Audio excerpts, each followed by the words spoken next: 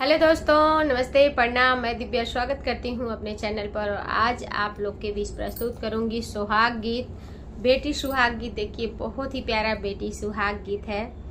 जब एक बेटी अपनी बाप के घर रहती है तो बहुत ही शान और शौकत से रहती है। और देखिए, शादी हो जाती है, जब वो जाती है अपने पिता के बगीचे में तो क्या होता है। गीत के माध्यम से पूरा गीत को सुनिएगा, कमेंट करिएगा, बताइएगा आप लोग को ये गीत पसंद आया कि नहीं। हथवा में लोटा भरली, हथवा में लोटा लिहली, भरी लिहली पानी जी, बगिया के सींचे चल पापा के दुलारी जी, बगिया के सींचे चल पापा के दुलारी जी। हथवा में लोटा लिहली, भरी लिहली पानी जी, बगिया के सींचे चल पापा चाचा के दुलारी जी, बगिया के सींचे चल भैया के दुलारी जी, बगिया के सींचे चल भैया के दुलारी जी।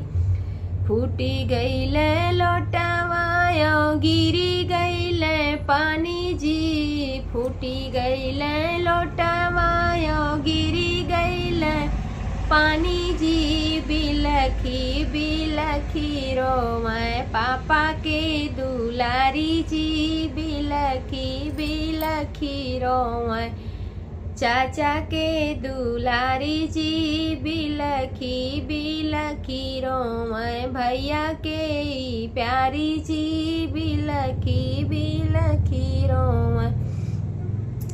घोड़ा दौड़ावत आम दुल्हे हजारी जी, घोड़ा दौड़ावत आम दुल्हे हजारी जी, काहे के रोवा धन पापा फूलवारी जी, काहे के रो धन चाचा फूलवारी जी, काहे के रो धन चाचा फूलवारी जी।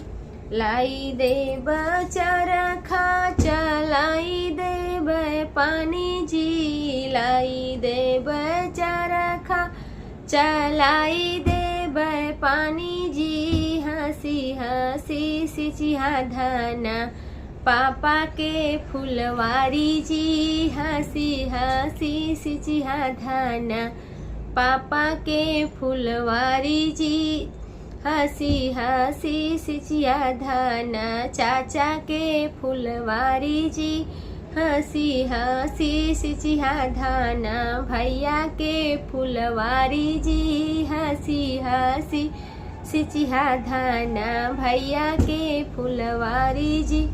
कैसे लैबा चरखा चलैबा कैसे पानी जी, कैसे लैबा चरखा चलैबा कैसे पानी जी। होत सबेरे हम जैबे ससुरारी जी, होत सबेरे हम जैबे ससुरारी जी, होत सबेरे हम जैबे ससुरारी जी। हथवा में लोटा लिहली, भरी लिहली पानी जी, हथवा में लोटा लिहली, भरी लिहली पानी जी, बगिया के सींचे चल पापा के दुलारी जी, बगिया के सींचे चल भैया के दुलारी जी, बगिया के सींचे चल चाची के दुलारी जी, बगिया के सींचे चल मम्मी के दुलारी जी। तो कैसा लगा दोस्तों, आप लोग प्लीज़ कमेंट करके ज़रूर बताइएगा।